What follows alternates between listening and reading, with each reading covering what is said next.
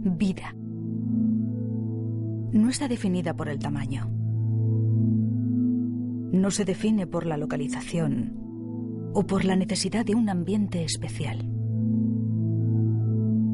No está definida por un grado de desarrollo o por la capacidad de defenderse. Conocemos sus signos. Es fácil de reconocer, aun a pesar de su pulso silencioso y sus ondas invisibles. Vida. La reconocemos cuando la vemos, pero la reconocemos todavía más cuando se nos va.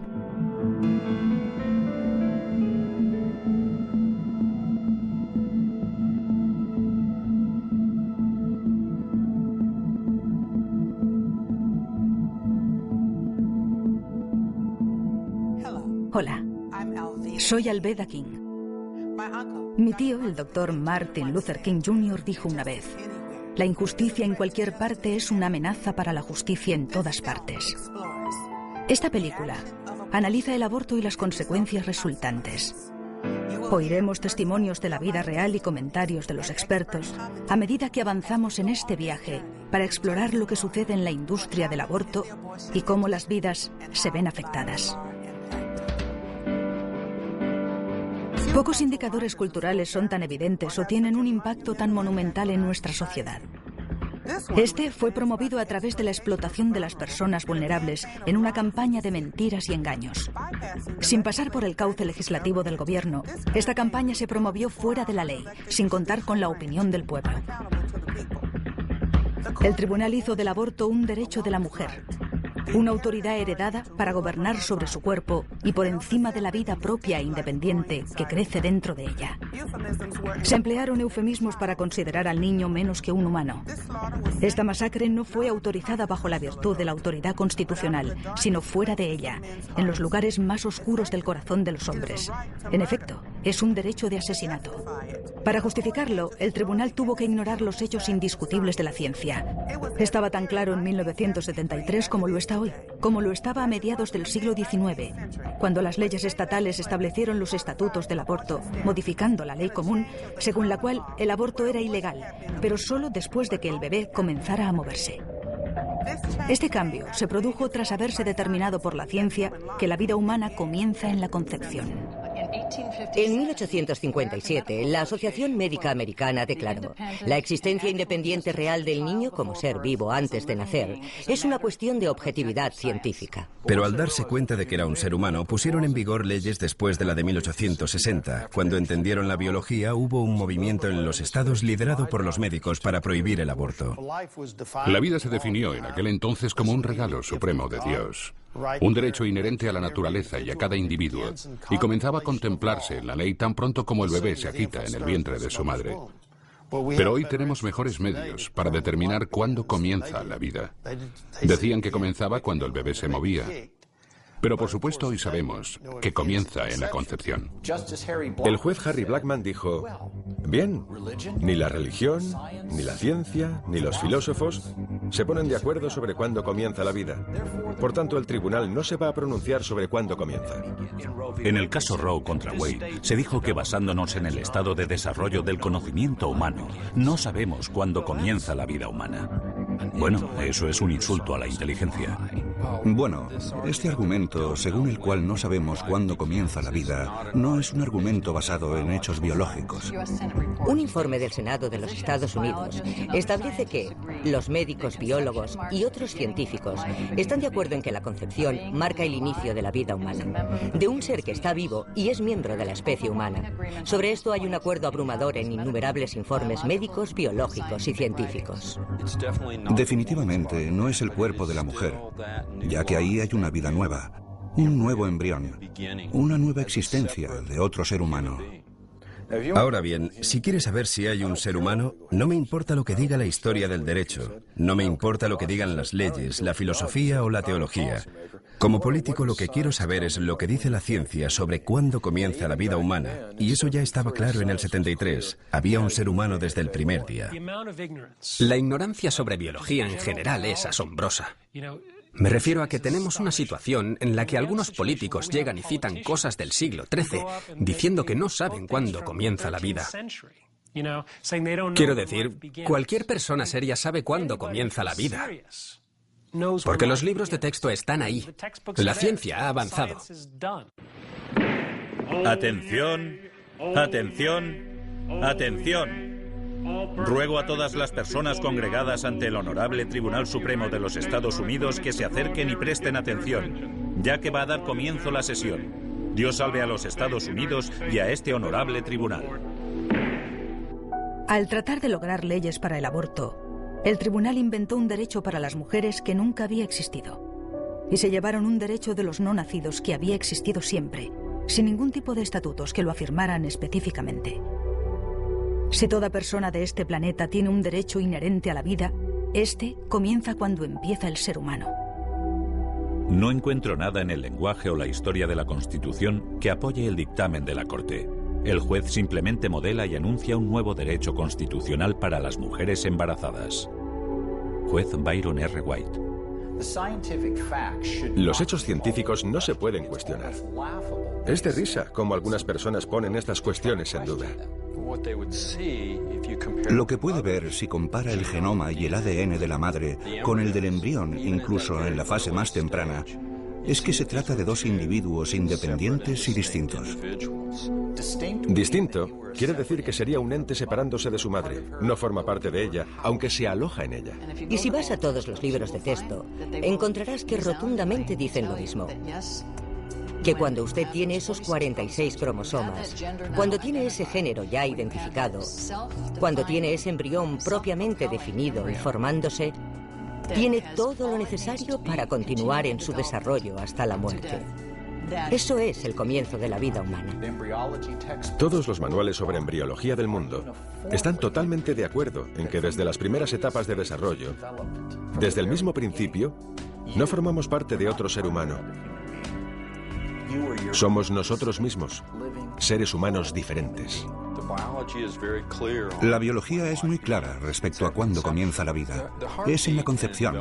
El latido del corazón en un ser humano en desarrollo por lo general comienza alrededor del día 23 o 25, apenas 3 semanas desde el comienzo del desarrollo. He hablado con cientos de abortistas y todavía no he tenido ninguno que en algún momento no me haya dicho «soy un asesino».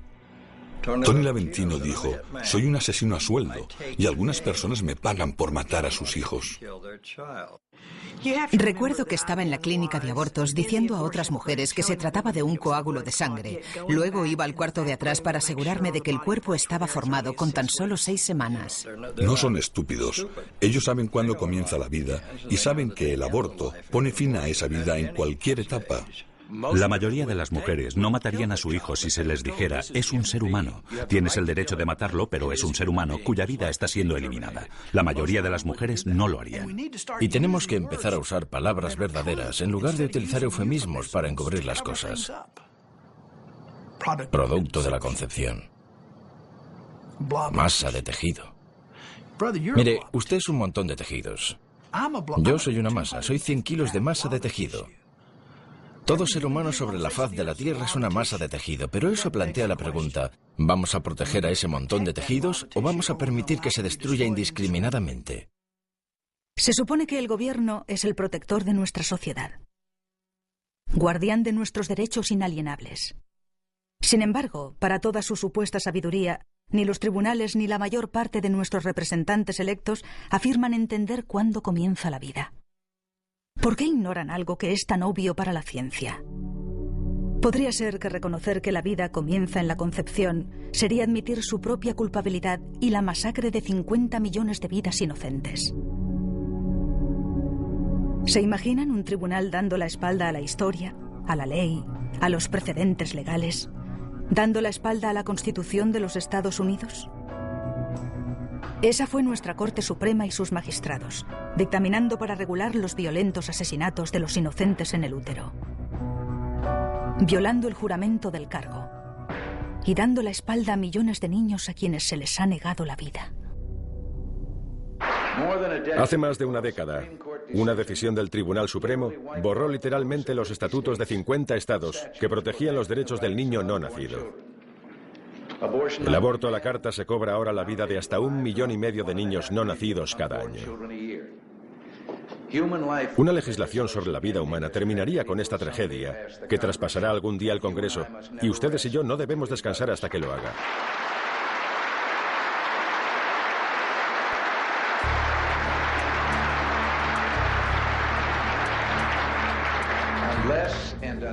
Al menos hasta que pueda ser demostrado que el feto es una entidad viva, con su derecho a la vida, a su libertad y a la búsqueda de su felicidad, y debe ser protegido. Los fundadores de la Constitución dijeron, con el fin de asegurar los beneficios de la libertad para nosotros y nuestra posteridad, decretamos y establecemos esta Constitución para los Estados Unidos de América. El propósito primordial de la Constitución es proteger a las generaciones venideras y darles las bendiciones de la libertad. Ningún tribunal tiene la autoridad para contradecir la Constitución. Y cuando se trata de una clara contradicción, no se debe seguir. Como la Constitución no menciona el aborto en ningún aspecto, tenían que encontrar algo en alguna parte. Y el tribunal dijo que se encontraban en las penumbras, lo que significa sombras en la Constitución. El Tribunal Supremo no puede quitar los derechos que son tan inalienables. Así que Roe contra Wade, Doe contra Bolton, es una invención. Es una invención que nos ha costado más de 50 millones de vidas. El Tribunal Supremo no dio un derecho absoluto para que las mujeres mataran a sus hijos no nacidos. Anulando lo que siempre fue un derecho, declararon que no se consideraba asesinato, convirtiéndolo en una decisión médica, dejando esa decisión a los médicos tras consultar con la mujer embarazada. Roe se basó en el hecho de que esta debe ser una decisión entre una mujer y un médico. En una visita anterior, me planteó con muy poca seriedad la posibilidad de abortar si había problemas genéticos con el bebé. Mi oncólogo fue muy firme en qué era lo que tenía que hacer. Mi única opción era esa. Esa era la única manera de que yo sobreviviera, por lo que me animó a abortar para salvar mi vida y para librarme de un niño que era incompatible con la vida. Mientras que los partidarios del aborto a demanda celebraron la decisión de Roe, muchos en la profesión de abogado e incluso en la izquierda radical sabían que esto era una decisión indefendible desde una perspectiva jurídica.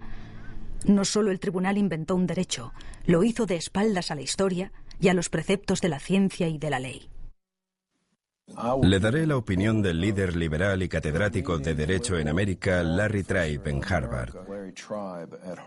Él piensa que es un criterio indefendible. En 1992, la propia Corte Suprema en el caso Planned Parenthood contra Casey dijo claramente que si fuera por ellos, como primera impresión, que si nunca se hubiese legislado antes, podrían perfectamente no apreciar un derecho al aborto en el mismo. A continuación, dicho órgano jurisdiccional continuó diciendo que puesto que se encontró en el 73 en Roe contra Wade, debemos respetarlo, lo cual es jurídicamente ilógico ya que no se aplica en ningún otro aspecto de la ley. Hoy se define como precedente todo lo que un juez dice por el hecho de que está por encima de ti. No obstante, no es un juez quien está en el más alto lugar, sino la Constitución de los Estados Unidos. En ningún otro ámbito de la ley se salvaguarda un precedente simplemente porque está ahí, ya que una decisión que está mal es inconstitucional, de modo que se debería, si se respeta la Constitución, derogarlo. El tema no es si se trata de niños o que estos no son personas. El tema es si podemos retirar la protección a los niños en el vientre, pero aferrarnos a ella para nosotros mismos. La realidad es que no podemos. En el momento en que se retira la protección a cualquier miembro de la familia humana, sea individual o de grupo, se la retiras a todo el mundo.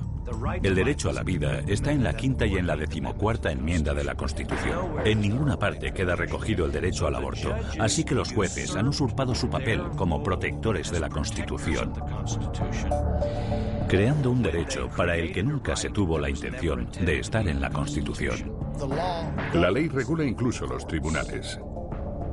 Y si nos negamos a reconocer ese principio básico, que los jueces están bajo la ley, entonces tendremos el caos. Pero eso no lo produce la ley. La ley es generada por los legisladores del Estado o por el Congreso de Estados Unidos, o por una enmienda constitucional. No hay nada en la Constitución que diga que el Tribunal Supremo tiene derecho a generar leyes en cualquier área. Para eso está el poder legislativo. Los jueces del Tribunal Supremo y muchos niveles del Poder Judicial se han corrompido por el poder de interpretar la Constitución. Y han reconocido en sus sentencias que la Constitución significa lo que dicen que significa. Y eso puede significar lo que quiera que signifique. Lo segundo que dijeron fue que como el Tribunal Supremo había resuelto este problema difícil de división, los americanos debían aceptar la resolución, porque de otro modo minarían la credibilidad de la Corte. Si fue una mala decisión de la Corte Suprema, ¿por qué el pueblo estadounidense lo acepta?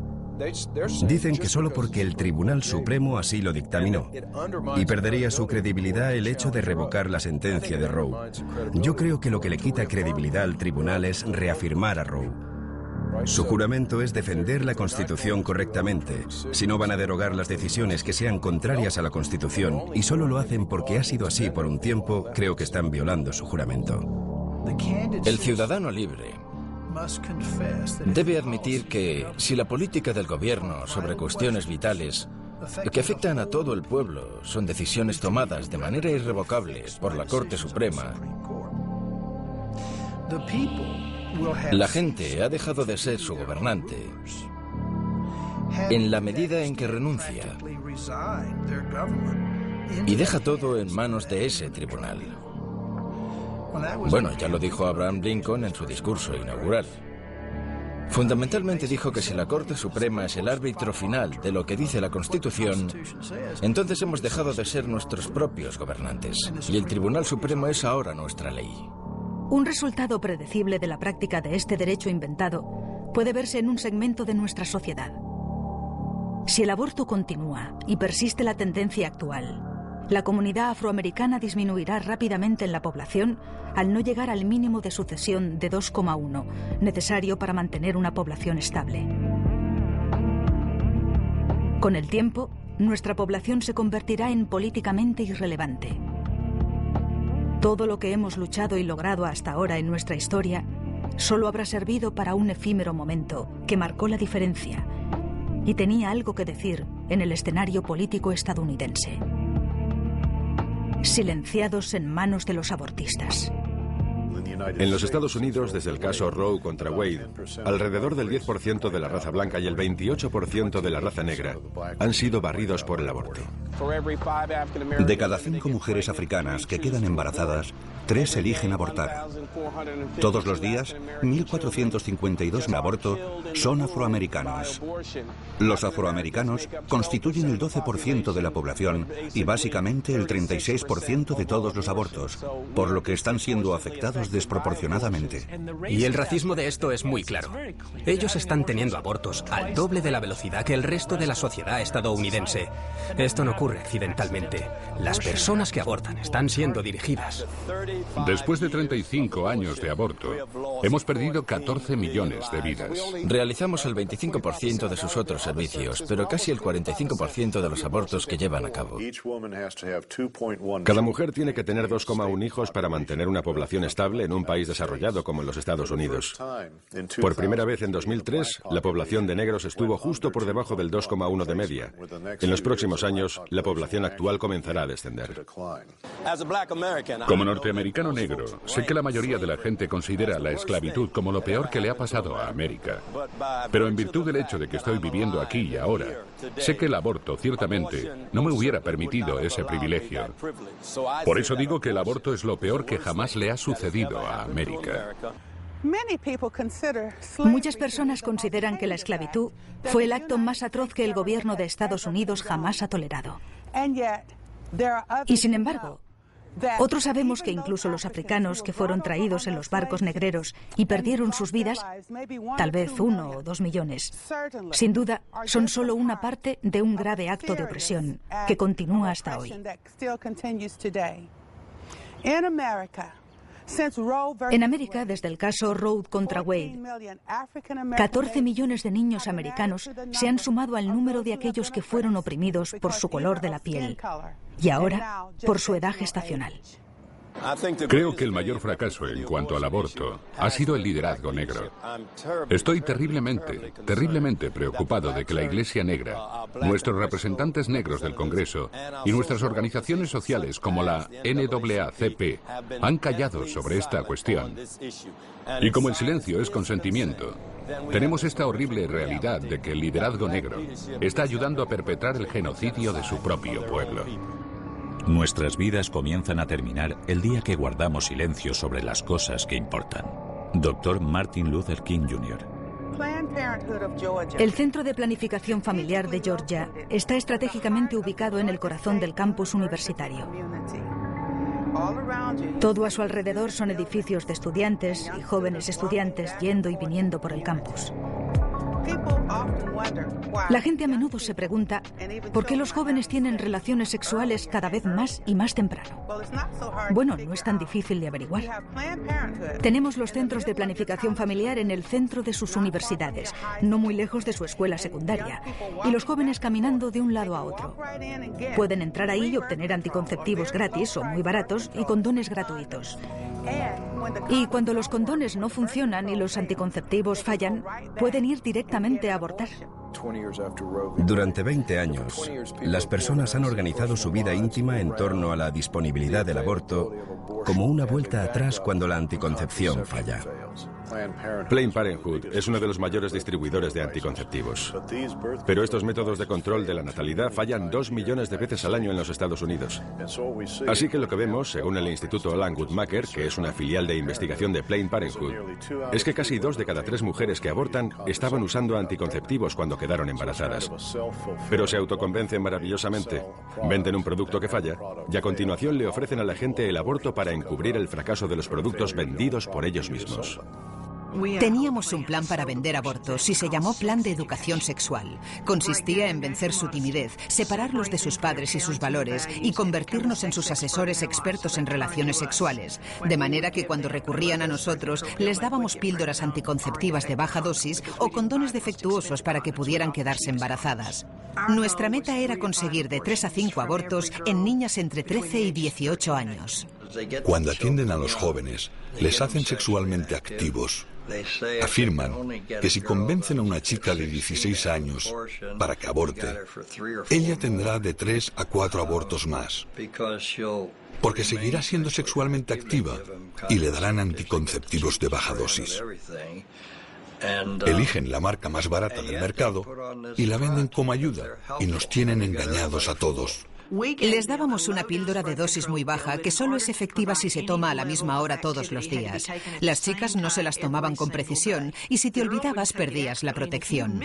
Su actividad sexual iba desde una vez a la semana a 5 o 7 veces por semana. Si ella no tomaba la píldora correctamente, quedaba embarazada. ¿Y qué hacía cuando estaba embarazada? Nos llamaba. Nosotros éramos los expertos. Se utilizó un protocolo diseñado para superar todas las objeciones. En eso consistía la venta. Superadas las objeciones, conseguíamos su autorización, en este caso el aborto. Cuando nos llamaban, lo primero era tranquilizarlas y cuando reconocían que podían estar embarazadas, el asesor, realmente un televendedor, le decía lo que tenía que hacer.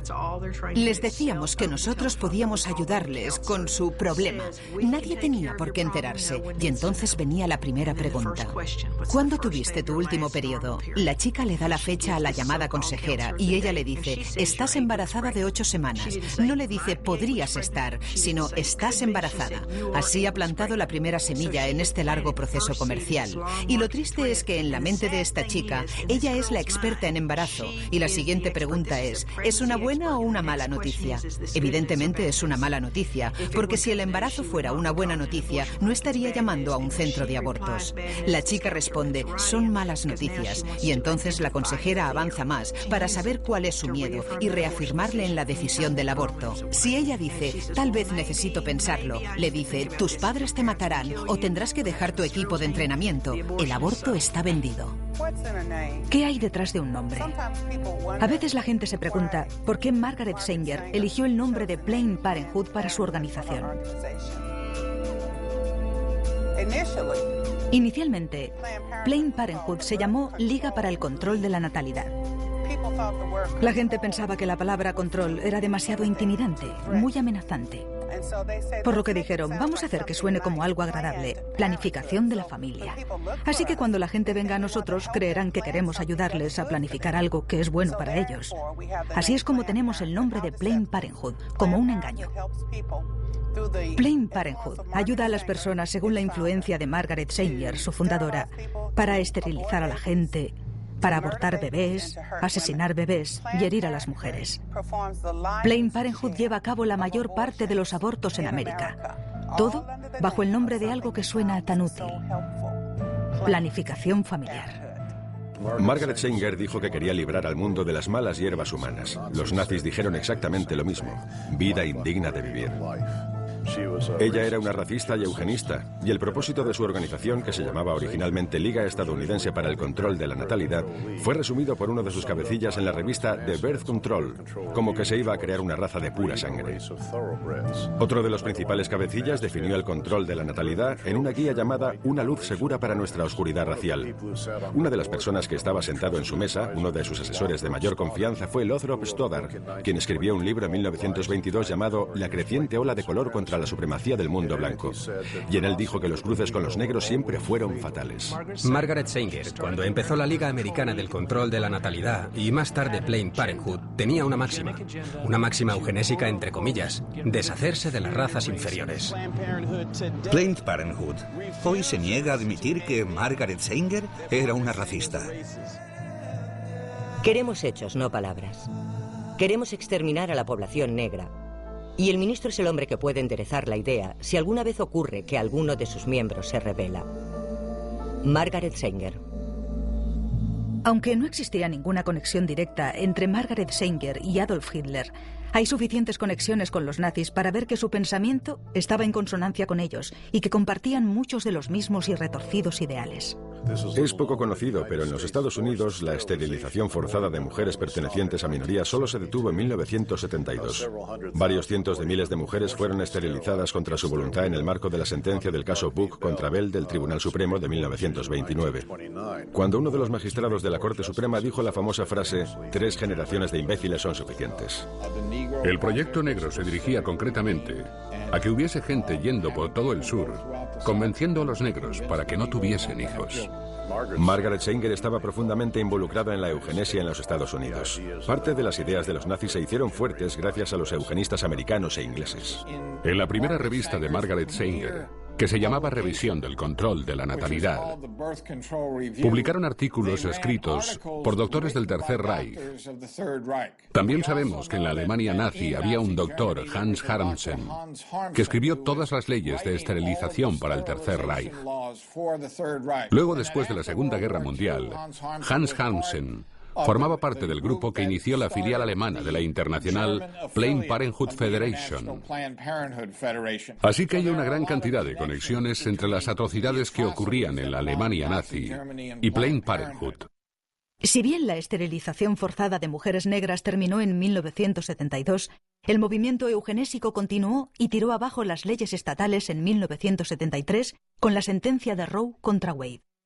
Aunque el método había cambiado, el resultado seguía siendo el mismo. Pero ahora, los eugenistas serían capaces de seguir matando bebés e hiriendo mujeres en una escala superior. Con la orientación en las comunidades minoritarias y el fomento de los abortos a una tasa lo suficientemente alta, se podía asegurar una disminución de la población de los que Margaret Sanger consideraba malas hierbas. Planned Parenthood no es más que el envoltorio de una campaña eugenésica que comenzó hace un par de siglos. Este holocausto en toda la comunidad afroamericana está basado en el racismo de Planned Parenthood. La mayoría de la gente se familiarizó con Roe en el caso de que el aborto fuera durante el primer trimestre. Fue el caso de Doe contra Bolton, centrado sobre Sandra Cano, el que hizo posible el aborto durante los 3 trimestres. Esta decisión ha permitido matar a un ser humano plenamente viable hasta el mismo día de su nacimiento. Ahora los abortos se practican durante los 9 meses de embarazo, no por el caso de Roe contra Wade, sino por Doe contra Bolton. Se dijo que por la salud de la madre, el aborto se puede realizar durante los 9 meses de embarazo, pero el problema fue que la salud se definió como la salud mental. ¿Y qué diría una joven asustada sobre si tiene problemas o sobre si puede finalizar su embarazo? Diría que sí, y eso se marcaría en el informe psicológico. Más del 60% de la gente no creía que los abortos se realizaban pasadas las 20 semanas. Por desgracia, el aborto se ha despenalizado durante todo el camino hasta el momento del nacimiento. Una vez que la protección de la vida fue retirada durante los 9 meses de embarazo, Planned Parenthood aceleró su programa eugenésico mediante la colocación de la mayoría de sus centros abortistas en barrios de minorías. La Federación Americana Planned Parenthood coloca sus abortorios en barrios de minorías y realiza la mayoría de los abortos a mujeres de estas minorías. Sabiendo que no van a conseguir la aprobación de la gente, ni de las legislaturas de la mayoría de los estados, ni del Congreso, quienes tratan de legalizar el aborto se han armado con mentiras y estadísticas falsas. Saltándose las leyes de gobierno, le dieron al tribunal evidencias artificiales. En Naral, habitualmente hacíamos hincapié en el drama de cada caso, no en las estadísticas de masas, pero cuando hablamos de estas últimas, la cifra era siempre de 5.000 a 10.000 muertes al año. Confieso que yo sabía que las cifras eran totalmente falsas, y supongo que los otros también. Dr. Bernard Nathanson, cofundador de Naral. Los números reales antes de la legalización del aborto eran de 40 a 70 mujeres muertas cada año por los abortos en los Estados Unidos. Ahora el problema está en que esos casos fueron muy publicitados y después del caso de Roe contra Wade los tuvieron tapados. Así que creemos que de 50 a 100 mujeres mueren cada año por el llamado aborto seguro y legal, probablemente todavía sin precisar en los Estados Unidos. Los que buscan poner fin a las leyes que protegen a los no nacidos encontraron los peones perfectos para llevar a cabo su cruzada mortal. Mujeres bien preparadas fueron conducidas a atacar a sus hermanas vulnerables. Su manipulación les hizo creer que su apoyo al aborto les haría la vida mucho mejor. Tanto Norma McCorvey como Sandra Cano, cuyos nombres estarán ligados para siempre con el asesinato de los bebés no nacidos, nunca abortaron. Dieron vida a sus hijos, mientras los astutos abogados utilizaban sus nombres para aspirar la vida de millones de niños, también llamados hijos no deseados. Sarah Weddington y Linda Coffey necesitaban una mujer embarazada que firmase los formularios, que firmara en la línea punteada.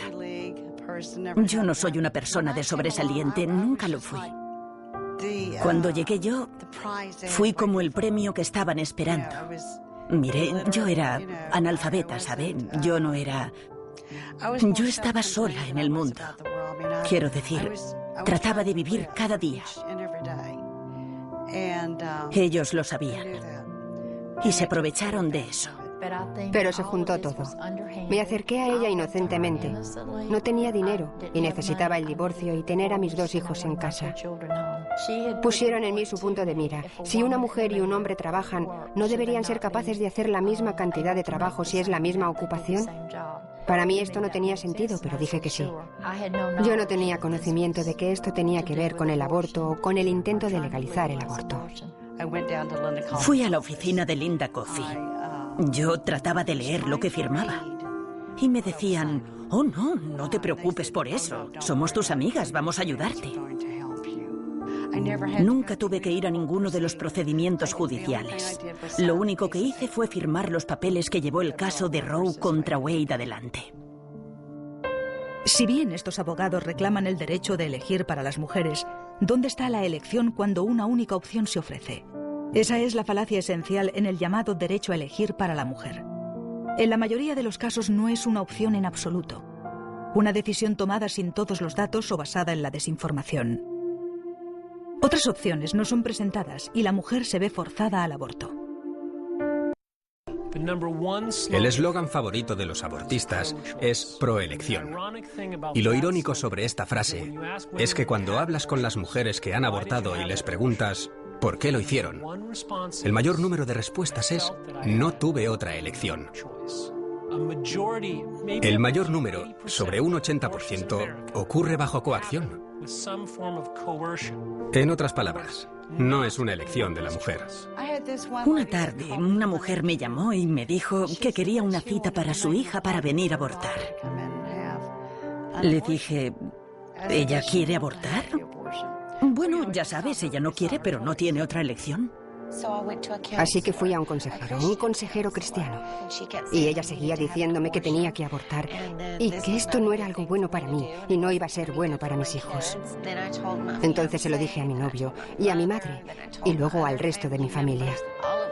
Todo el mundo de repente, no puedes hacer esto, no puedes hacerlo, no quieres hacer esto no es bueno para los niños, no es bueno para ti, no es bueno para nuestro matrimonio, yo no quiero criar a este niño. Hubieran sido personas que hubieran cambiado las dinámicas de nuestra familia. Y las relaciones que habrían creado habrían cambiado la interactuación con todo el mundo. Pero no están aquí. El aborto no se trata de una elección, se trata de la desesperación. No se trata de gente que aborta por su libertad de elección, se trata de gente que aborta porque sienten que no tienen ni libertad ni elección. A través de conversaciones con él me empujaba al aborto y a continuación me sentía frustrada. Yo sentía que él no se preocupaba por mí, que él estaba pensando, vamos a arreglar esto. Esas fueron exactamente sus palabras, tenemos que arreglar esto. Pero estaba aterrada y en crisis y sentí que no tenía otra opción. Las mujeres son las víctimas. En muchos de estos casos, las mujeres están coaccionadas. Y estando en crisis y con remordimientos, es cuando deciden hacerlo. Las mujeres se sienten amenazadas, porque si no abortan, serán castigadas por ello. Las historias del novio diciendo, yo te doy los $300 y nuestra relación continuará si abortas. Si decides tener al bebé, ahí está la puerta. Yo salía con un hombre joven y me quedé embarazada. Y las primeras palabras que salieron de su boca fueron, no vas a tenerlo, ¿verdad? Recuerdo que sentí cómo me hundía en mi corazón. Y pensé, no lo tendré. Me sentía muy presionada. En absoluto. No creo que mi elección fuera una elección. Creo que fue, como dije antes, sentía como un ultimátum. Todos me gritaban a mí. Sentía como si me estuvieran gritando a mí. Estaba constantemente insistiendo, hay que matarlo, tienes que abortar, no puedes hacer esto, tienes que ir a la clínica, has de ir rápido. Cada semana que esperas es peor. Vamos, vamos, vamos. Y finalmente no pude soportar todas las presiones. Y cómo supuestamente iba a convertir sus vidas en desgraciadas. Era despiadado. Era como si ni siquiera pudiera pasar un día sin escucharlos. Si no estaban en ese momento hablándome, yo estaba recordando algo que me habían dicho hacía un par de horas. Solo me bombardearon con eso. Así que supongo que tengo que soportar esta carga para que todos los demás puedan estar bien. Con demasiada frecuencia, mediante la coacción, las mujeres llegan a abortar, convencidas de que tienen un problema y que mediante este procedimiento saldrán de él. Por desgracia, el problema no ha hecho más que empezar. Las consecuencias físicas y emocionales de su decisión a menudo son devastadoras. Estas van más allá de los 9 meses que habrían llevado a su bebé, e incluso más tiempo del que tarda un bebé en llegar a la edad adulta. No olvidemos los cambios que se observan en estas chicas entre el antes y el después. Provocar un aborto va directo a la esencia de lo que somos como mujeres y al hecho de que estamos comprometidas a dar vida. La experiencia de un aborto nos deja verdaderamente una huella. Hay algo que le ocurre a la mente de una mujer una vez que pasa lo que yo llamo esa fina línea. El aborto es tan vergonzoso y secreto que muchas mujeres no le dicen a nadie que han tenido un aborto. No dicen nada durante 20, 30, 40, 55 años. A veces hasta su lecho de muerte. Nadie sabe por qué callan hasta traumatizarse. Puede tener consecuencias psicológicas para la mujer a corto o a largo plazo. El mismo Tribunal Supremo dijo en el caso de González contra Carhart que esto no es siempre igual. Hay que tener en cuenta que algunas mujeres tienen consecuencias negativas por el aborto. Ella decía, Bien, estoy bastante segura de que lo que tienes es un trastorno de estrés postraumático por el aborto que tuviste cuando tenías 14 años. Y yo dije, eso es lo que me pasa. Siempre pensé que tenía una gran depresión, o que era bipolar, o todas esas cosas que otros médicos me diagnosticaron. Definitivamente fue mi aborto lo que había causado un trauma emocional grave durante tanto tiempo. Cada vez tenemos más hombres y mujeres que han sufrido abortos, hablando de ello y dando testimonio del dolor y la desesperación que el aborto les ha provocado. Dan testimonio del hecho de que el aborto no solo no solucionó sus problemas, sino que creó más. Su testimonio hace imposible que cuando otros lo escuchan queden indiferentes. Escuchar la voz de mujeres que han abortado es positivo para otras. Lo que hemos intentado contar durante décadas, ahora lo cuentan esas voces, que el aborto es algo malo. Las mujeres luego llegan a lamentarlo profundamente. Sufren años de pesadillas y ansiedad, y un dolor y una angustia increíble. ¿Por qué tantas mujeres como yo tienen sueños sobre sus hijos? Especialmente en mi caso, en el que no pensé en él como en un hijo, pero he tenido pesadillas y sueños sobre hijos. Conozco a un montón de mujeres que han sufrido pesadillas, oyendo bebés que lloran en la noche, incapaces de relacionarse con el resto de los niños. El temor a ser descubierta. ¿Qué pasaría si la gente supiera lo que he hecho? Cuando la gente cree que eres una mujer piadosa, no tienen ni idea de que has matado a 4 personas. La aflicción y la pena a veces casi me entierran. Después salí de allí y me fui a casa. Supongo que eran las hormonas o lo que sea que haga aflorar las emociones. Realmente ya había pasado todo y solo recuerdo arrinconarme y tirar de mi pelo rizado pensando, no me lo puedo creer, no puedo creer que haya hecho esto. En lugar de pasar 9 meses en crisis por un embarazo, he pasado por cerca de 20 años de infierno en la tierra. Precisamente por ejercer mi derecho a elegir. A las mujeres les dicen constantemente que no sufrirán daños por el aborto. No me dijeron que tendría pesadillas sobre mi bebé. No me dijeron que lo lamentaría tan profundamente que preferiría matarme a seguir viviendo. Son 10 minutos y no tendrás que pensar en ello de nuevo. Eso es mentira. Uno de los efectos más devastadores del aborto en algunas mujeres es el suicidio. Algunos estudios han indicado que las adolescentes que tienen un aborto son hasta 6 veces más propensas a quitarse la vida en el año en el que pusieron fin a su embarazo. Muchas más mujeres piensan incluso en suicidarse en un intento de acabar con el dolor que sienten. No podemos saber el número exacto, pero los suicidios y los intentos de suicidio entre las mujeres que han tenido un aborto son una realidad que los del otro lado no quieren admitir. Pensé que la única manera de escapar del tormento era arrebatarme la vida. Y viendo el lío en el que estaba, subí como pude y me metí en la bañera llena de agua. Y con una hoja de afeitar me corté las muñecas. Me dejé caer ahí y el agua se tiñó de rojo. No es algo que se pueda decir que ocurre de una manera consciente. Como estoy realmente muy triste por haber abortado, voy a tomar estas drogas. Solamente tenía en el fondo una profunda sensación de vacío, por lo que no merecía la pena vivir. Y por eso tramé cómo acabar con mi vida. Tantas veces. Me diagnosticaron depresión clínica en 1991. Estoy segura de que provenía de los abortos. Me volví extremadamente suicida después de mis abortos. Hasta el punto que he tratado de quitarme la vida un par de veces. Vino una chica de 12 años mascando chicle y con aspecto despreocupado. Abortó. Volvió 2 semanas después para su chequeo. No salía de la habitación. Abrimos la puerta y allí estaba. Se había cortado las venas con un trozo de vidrio. 12 años de edad. Pero todas tenemos ese momento en el que nos damos cuenta de que somos madres y que matamos a nuestros hijos.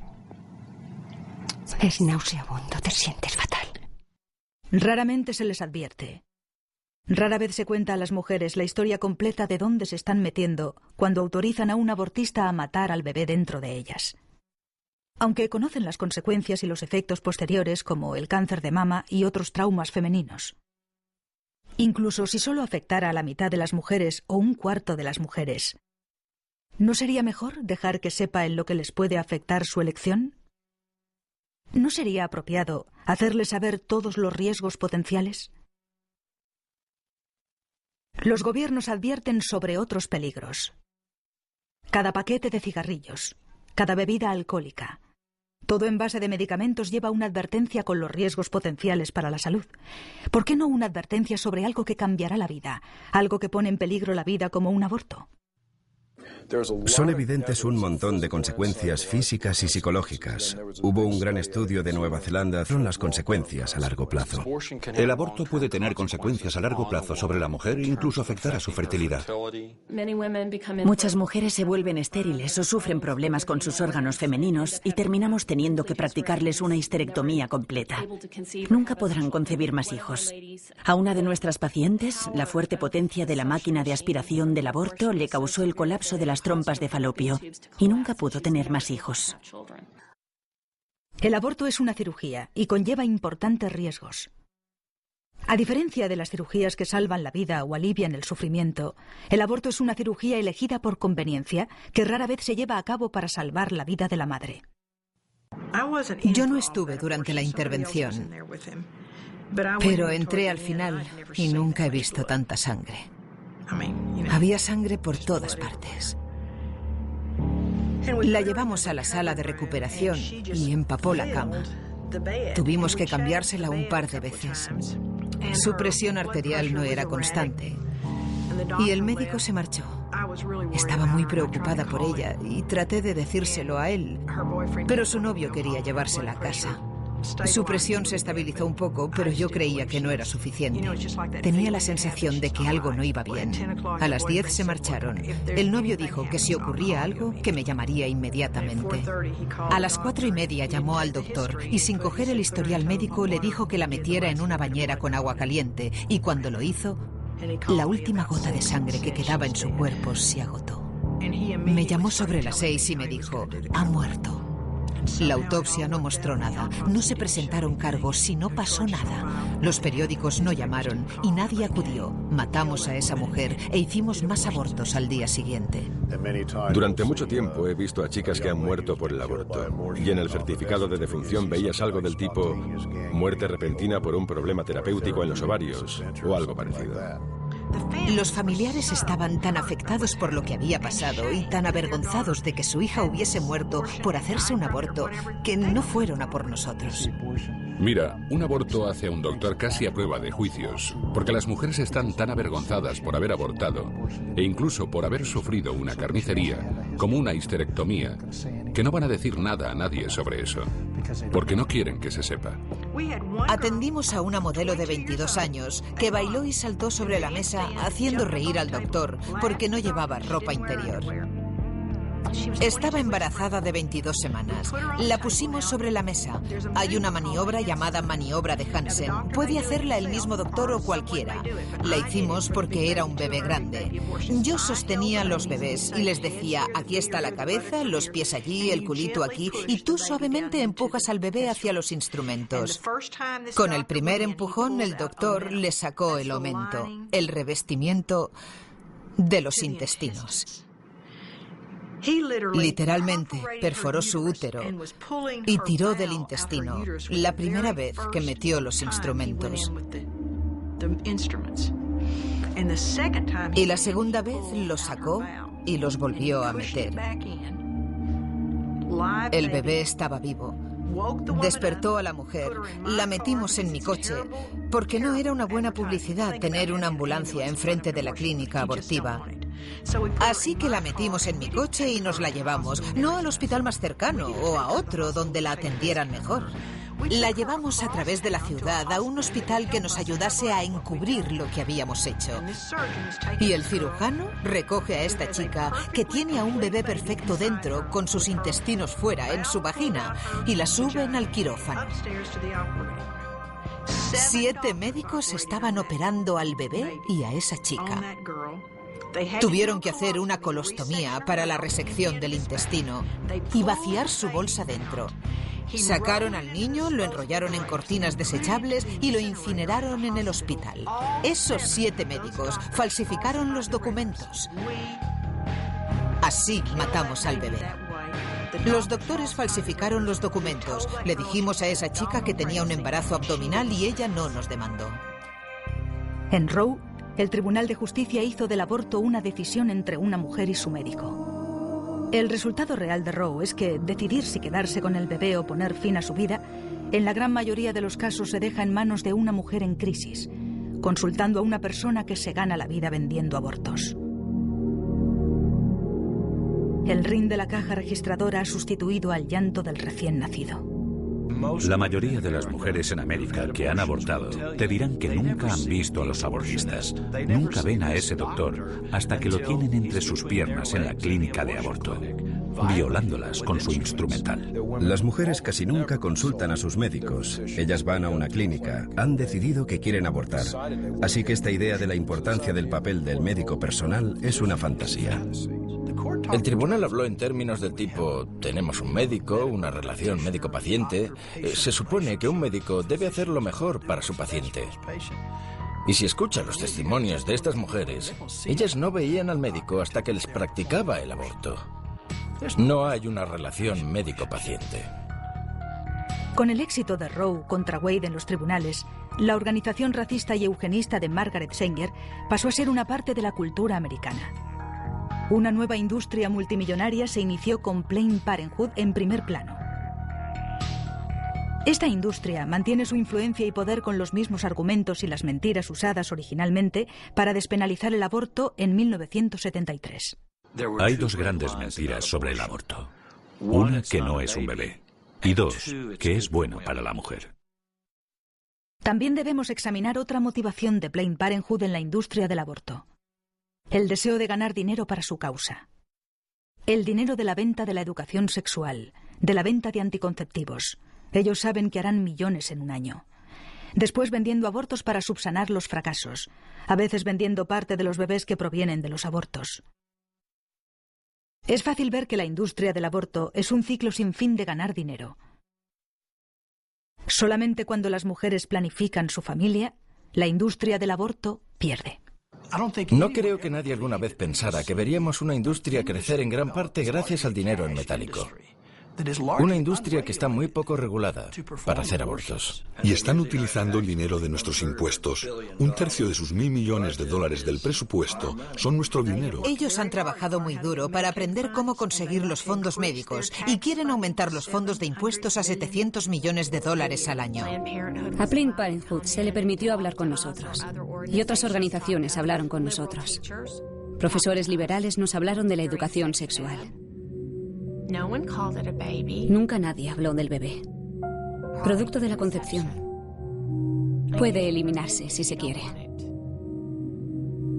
Con la legalización del aborto, el Tribunal Supremo abrió las compuertas para que una industria hiciera millones de dólares con el dolor y el sufrimiento de las mujeres y la muerte de millones de bebés inocentes.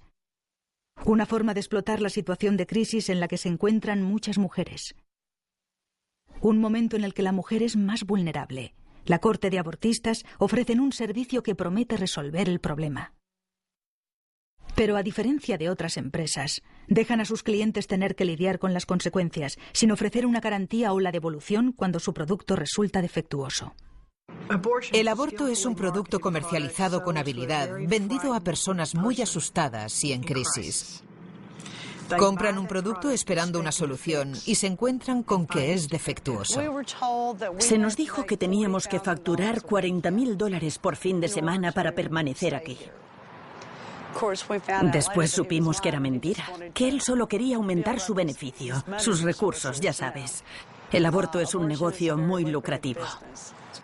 Por eso pusimos clínicas durante 30 años. Se amortizaban en el primer mes. Era un centro de beneficios y estábamos en el buen camino para abrir más clínicas.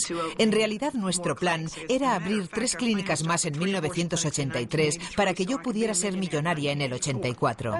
Hay un montón de dinero en juego. Nosotros nunca aceptábamos cheques personales. Aceptábamos tarjetas de crédito, pero a regañadientes. Siempre alentábamos a las mujeres a llevar dinero en efectivo. ¿Y eso por qué? Bueno, no hay que declarar el dinero en efectivo, amigo. Llegaban para trabajar 2 o 3 horas y hacer de 20 a 30 abortos, coger su dinero e irse. No les importaba si el instrumental estaba limpio o si estaba frío. Solo querían coger su dinero y marcharse para continuar su día. Había unos recibos en cada formulario. Recogían los recibos de cada aborto y los traían a la oficina para hacer balance. Les pagábamos en efectivo sin ningún tipo de documento de impuestos. Pero estoy segura de que la gente que se gana la vida matando a niños no lo declara a Hacienda, ¿no crees? Nunca sabremos a ciencia cierta cuánto dinero genera, porque la industria del aborto se esconde detrás de las faldas de sus pacientes en lo que se denomina privacidad médica. Cuando una organización gana millones y millones de dólares practicando abortos, y a veces en una comunidad hay un propietario único que tiene el monopolio sobre el mismo, ¿por qué no promover entonces más abortos si más abortos significan más dinero?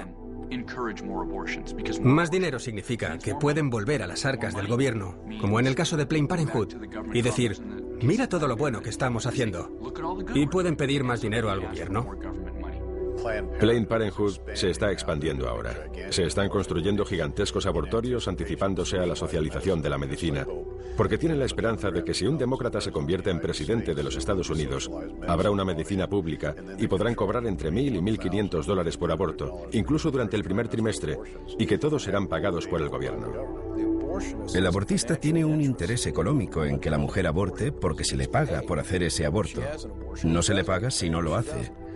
Entonces, ¿qué cree usted que él va a aconsejarle? Sabíamos cuántas personas, cuántas llamadas teníamos y qué porcentaje se llegaba a realizar. Y sus argumentos se basaban en ese porcentaje de abortos completados. Y llegaron las primas y se podía hacer mucho dinero con eso. Si ayudar a las mujeres fuera la esencia de la industria del aborto, el servicio de llamadas para acabar con la vida de los bebés se ofrecería por mucho menos dinero, pues normalmente son caros. Las clínicas podrían seguir en el negocio y obtener beneficios. Pero esto no es así. El abortista y el abortorio prosperan aprovechándose de las mujeres en crisis. Muy pronto ya no se trataba de vender abortos a otras mujeres, se trataba de dinero. Vi la posibilidad de hacer mucho dinero. Contestaba el teléfono en mi casa por la noche porque no podía permitirme perder un aborto.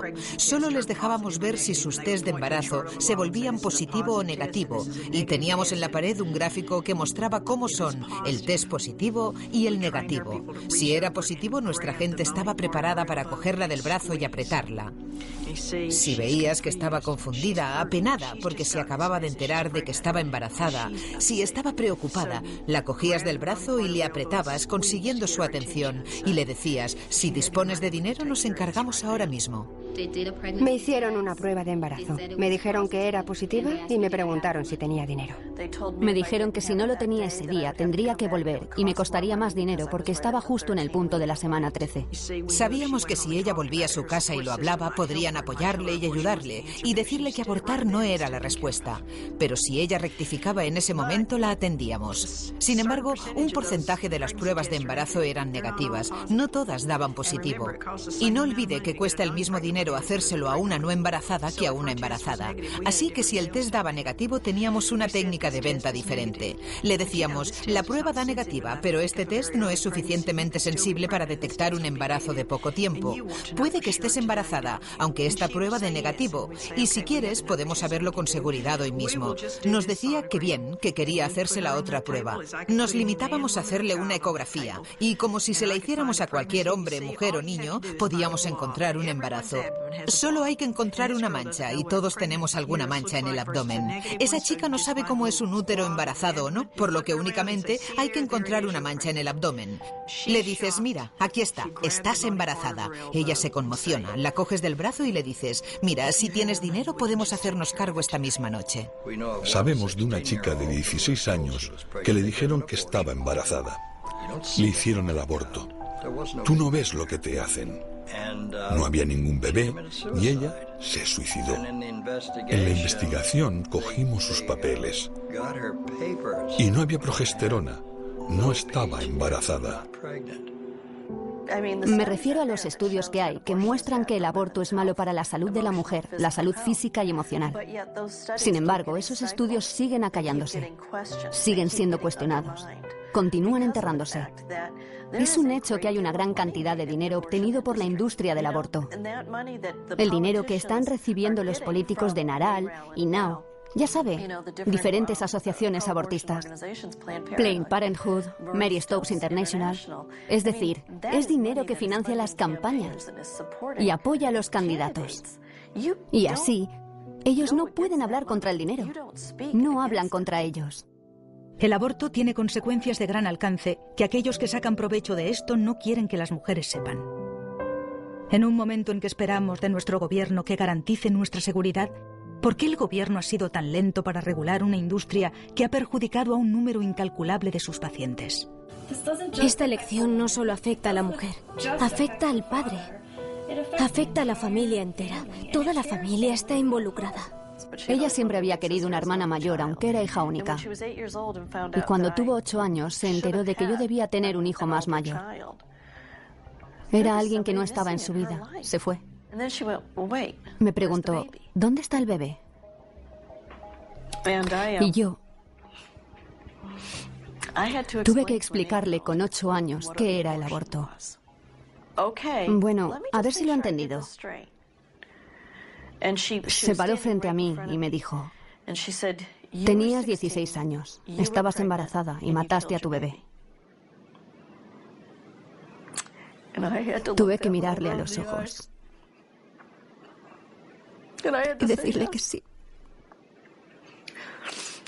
Una mirada de terror cruzó su cara. No dijo nada, solo se fue. Le pedí a mis familiares que me acompañaran. No querían ir. No querían ir. Querían que yo lo hiciera, pero no querían ir conmigo. Mi novio no quería ir. Por fin encontré a alguien que quiso venir. Nadie, absolutamente nadie de los que me decían que lo hiciera. Ninguno de ellos quería ir. Algunos hombres no han tenido elección. Si la mujer elige abortar sin ellos, ellos no tienen ningún control sobre eso. El aborto no solo roba el destino de las mujeres, sino el de los hombres implicados, que han perdido a sus hijos, a sus familias. Destruye las relaciones.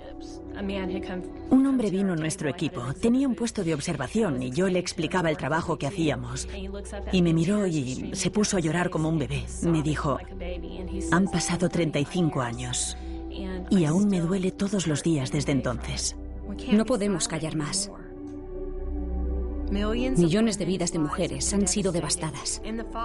Y los padres, como hemos dicho aparte, son los grandes olvidados. Te aseguro que multitud de personas han sido heridas por el aborto. Y eso es incomprensible. Con Roe, el Tribunal Supremo quitó a los estados el derecho a restringir el aborto en sus propias jurisdicciones. Pero se pensó que los estados podrían regular las clínicas que realizaban el procedimiento. La verdad es que desde el principio les dejaron solos. Del callejón sucio abortista simplemente se mudaron a la luz sin limpiar sus operaciones.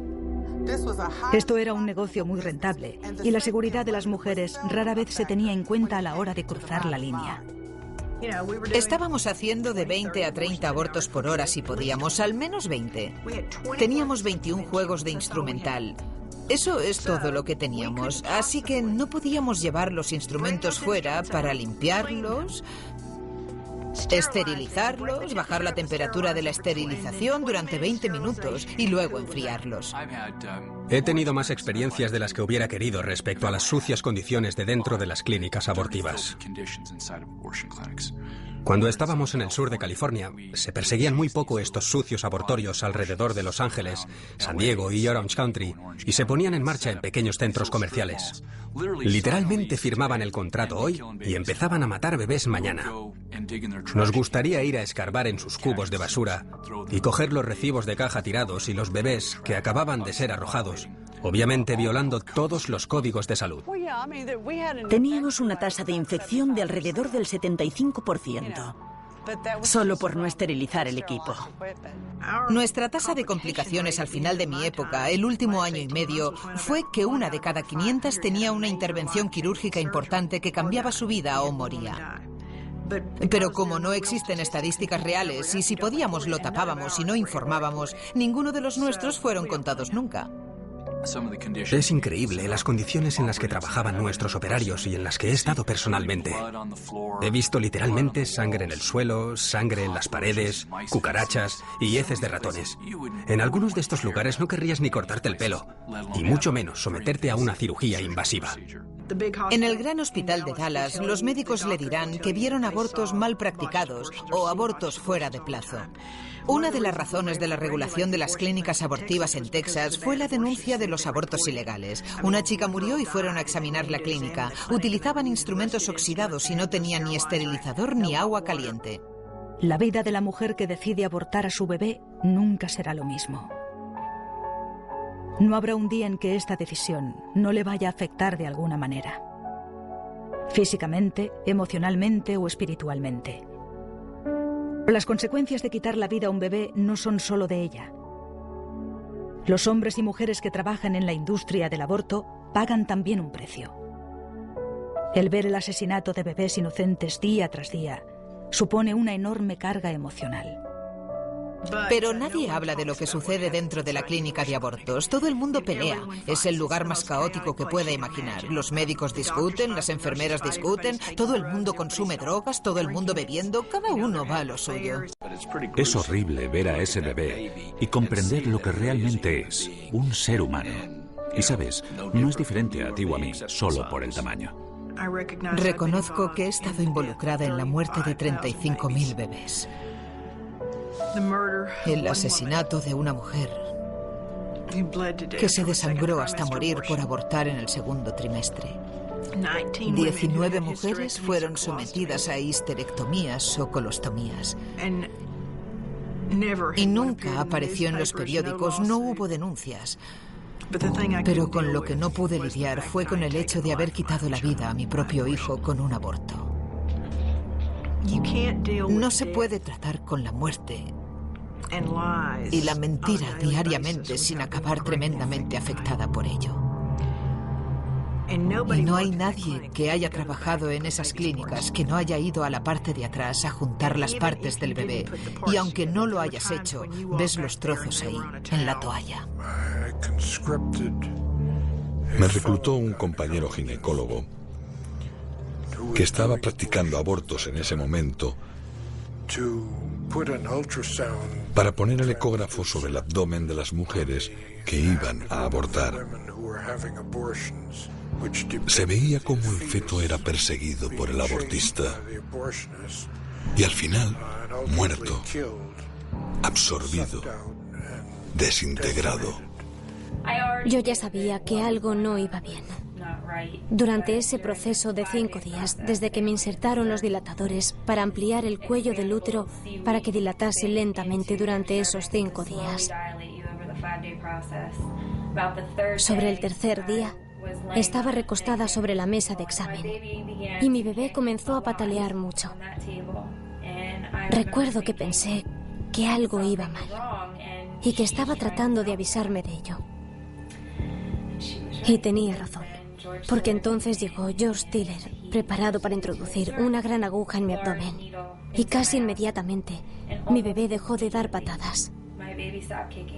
Y nunca más lo volví a sentir. Así que sé que en ese momento murió. Pero pasaron otros 2 días aproximadamente antes de que me pusiera de parto. La enfermera llegó, miró debajo de la sábana y decidió que ya había dilatado bastante y me llevó a otra habitación. Me llevó en silla de ruedas a esa otra habitación con otras mujeres y me di cuenta de que la habitación en la que estábamos era como una especie de armario con baño. Y la enfermera me dijo que me apoyara en ella para empujar a mi bebé en el inodoro. El bebé ya estaba muerto en ese momento. Pero es tan vergonzoso y repugnante lo que hacemos con estos niños. Es muy doloroso. Tengo un bebé en el cielo y me parece tan horrible haberle dejado en un baño. El resultado fue una cinta de un feto siendo atacado por el abortista desde abajo. mientras filmábamos desde arriba. En otras palabras, desde fuera del útero. Y los resultados de esta película no solo fueron espantosos y horribles, sino que mostraron la realidad de un feto que se desgarra vivo, en color. No era un ecógrafo en blanco y negro. Lo vivimos en color. Sacar la cabeza era muy difícil, más aún a las 20 semanas. Tuvimos a una chica en la mesa abortando 6 horas, tratando de aplastar una cabeza. El abortista no podía hacerlo. Me sentía arrancando partes de mi cuerpo. He pasado los últimos 20 años tratando de no recordarlo, pero lo hago. Nadie sabe lo que sucede en las clínicas de abortos. La opción más prometedora es la decisión que favorece la vida. La decisión de llevar el embarazo a término. En prácticamente todas las comunidades, en todo Estados Unidos, existen organizaciones y personas dispuestas a ayudar en aras de una vida que merece prosperar. Las organizaciones y personas que no están impulsadas por el deseo de hacer dinero, con la desesperación de otros. Estas son personas que de verdad desean ayudar a la mujer en crisis a tomar una decisión, la elección correcta. Todos los días, en todo este país, gente de todos los ámbitos de la vida y de todos los estatus sociales y económicos gritan desde sus corazones para poner fin a la anarquía y a la falta de humanidad que es el aborto. Desde el lado del asesoramiento, tratando de salvar la vida en el último momento, manifestándose para mostrar a nuestros representantes electos que este asunto es de suma importancia. Hay organizaciones que tratan de curar a las mujeres heridas por este acto brutal. Poco a poco, la gente está despertando a la comprensión de que el aborto está mal y tiene que terminar, y que nosotros como sociedad debemos ver el final de esta injusticia. Nosotros, el pueblo, estamos empezando a comprender que la vida, incluso la vida desde la concepción, es el primer derecho inherente de toda la humanidad.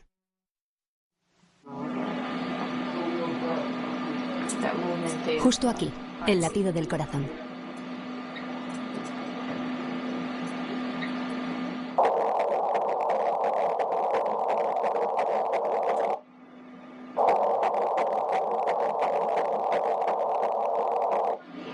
Suena como una persona adulta.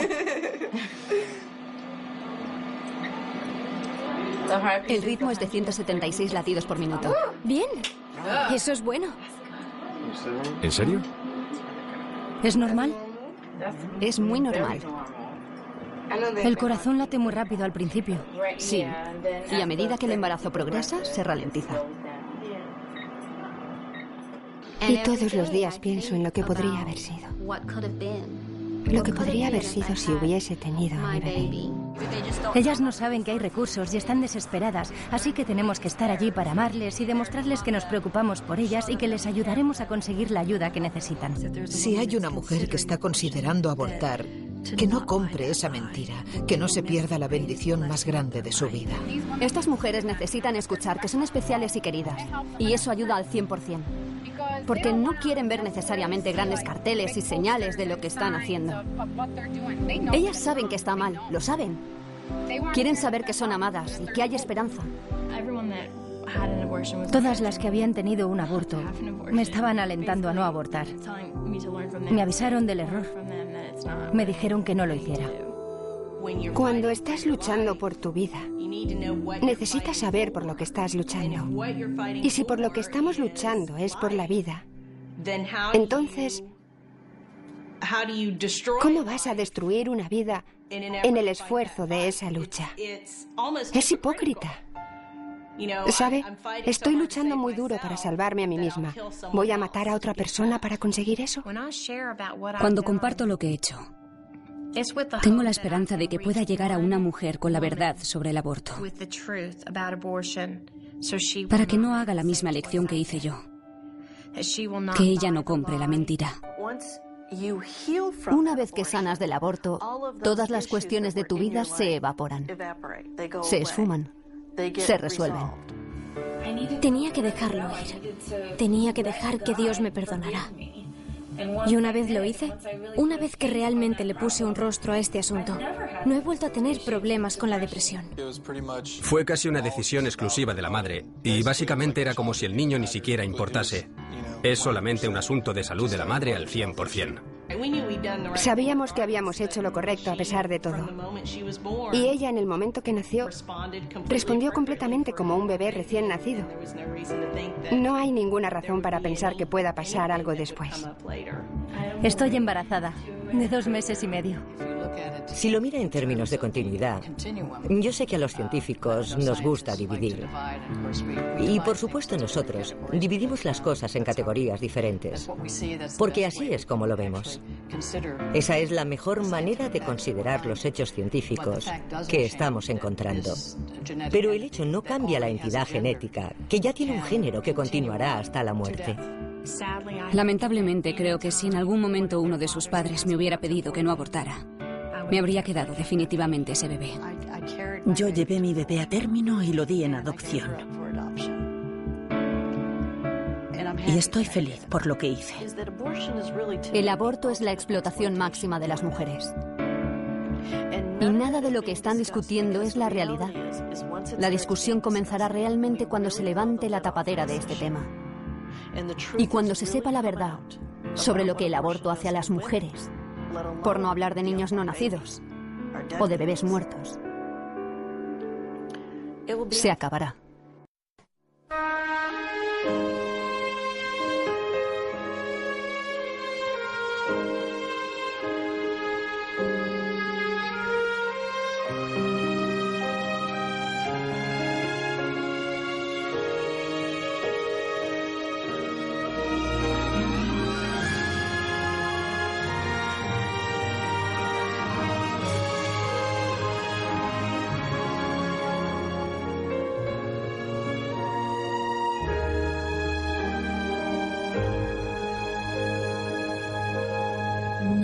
Be still when your back's against the wall. Victory, there seems no hope at all. I'll be your wings that soar so high, this side of paradise.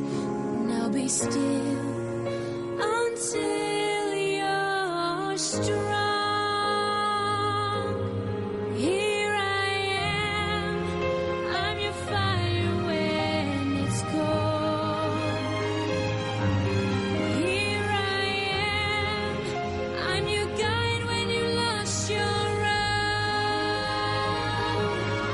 I'm your armor in the fields of war, when the enemy storms the door. Here I am forevermore.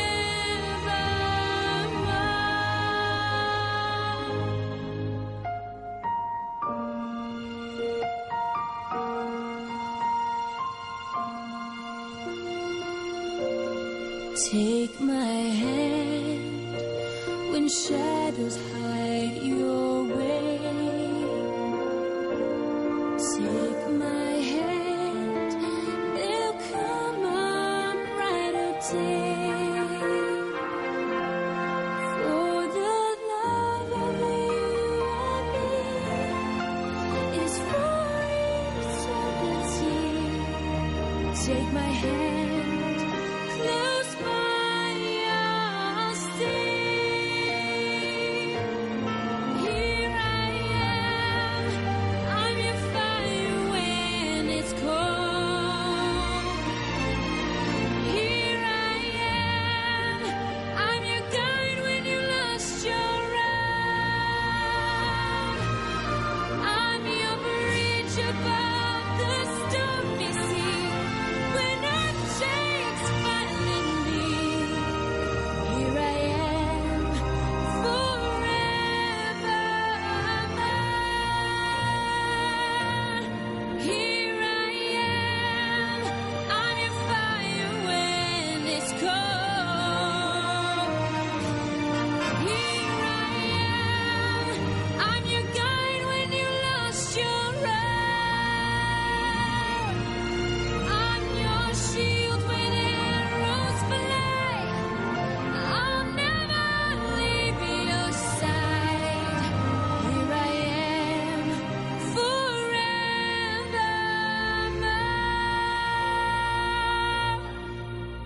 Here I am.